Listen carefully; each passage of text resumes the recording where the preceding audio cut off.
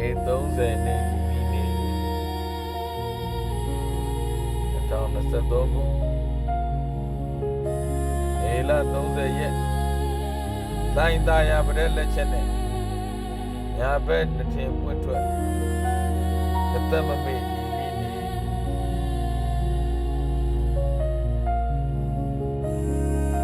ဆိုတော့ဒီနေ့ကြော်တော့ကြခံခဲ့ရတော့မေလ30ရက်မတရား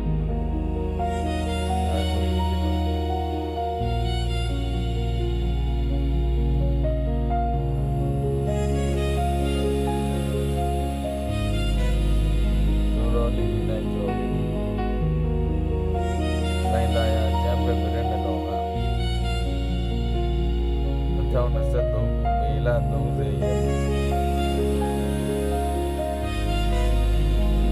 ညဘက်နှစ်ထင်တနက်နဲ့ရဲဆက်ဆက်ပြစ်ခတ်တပ်ဖြတ်သွားခဲ့တာဖြစ်ပါတယ်။တမတော်စစ်ဆေးရုံမှာစေကူတာမှုခံယူခဲ့ပေမဲ့2023ခု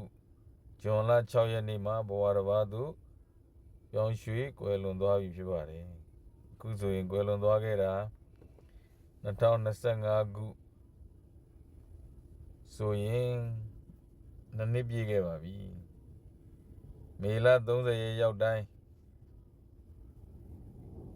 ဆိုတော့လီလီလိုင်းကျော်အကျန်းဖက်လက်ချက်နဲ့ကြာဆုံးသွားခဲ့တာကိုကျွန်တော်တို့မြို့ဘာသာသနာချစ်သူများကမမေ့မလျော့တတိတရားရှိကြရအောင်ဆိုတော့လီလီလိုင်းကျော်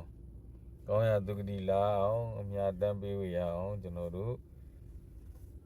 မမေ့မလျော့ဆုတောင်းကြပါစို့မယေကောင်းရပုံရောက်ပါစေ6ရက်6လ2023မှာဆုံးသွားတဲ့အမကောင်းရပုံရောက်မယ်လို့လည်းယုံကြည်ပါတယ်